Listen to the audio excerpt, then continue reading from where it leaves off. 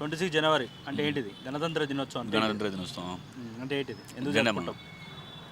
ఎందుకు జరుపుకుంటాం? మావ నడిపోకూడదు ఒకసారి. కాదు కాదు, ఎందుకు జరుపుకుంటాం? నీకు కొంచెం తెలిసి ఉంటుంది కదా. నాకంటే అంత ఇంట్రెస్ట్ లేదు, అంత తెలుసుకోలేదు. తెలుసుకోలే. మా ఇక్కడ కాదన్న మాది. ఇక్కడ కాదా? మా ఇక్కడ కాదు, పెద్దపల్లి డిస్టిక్ మాది. పెద్దపల్లి డిస్టిక్లో అయినా జరుపుకుంటారు, నా దేశం మొత్తం జరుపుకుంటుంది కానీ. ఆ, అయితే నువ్వు ఎప్పుడు పోలే బడికోలే? పోయినా మరి బళ్ళే చెప్పలే?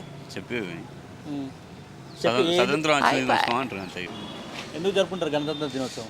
మన కాన్స్టిట్యూషన్ చేసి ఏమంటారు పేరు గుర్తుకు వస్తలే, అంబేద్కర్ సార్ ఏంటి సార్ అది? అంబేద్కర్ కాన్స్టిట్యూషన్ రాసినప్పుడు దానివల్ల ఇప్పుడు నుంచి ఫాలో అవుతుంది. 1950 జనవరి 26 నుంచి దానికి ఫాలో అవుతాం కాబట్టి అందుకే జరుపుకుంటాం. అందుకోసం వచ్చిందా? అందుకోసం తెలిసిన జరుపుకుంటారు 26 జనవరి. కాన్స్టిట్యూషన్ స్టార్ట్ అవుతుంది, ఇప్పుడు నుంచి స్టార్ట్ అవుతుంది కాన్స్టిట్యూషన్. Thank you.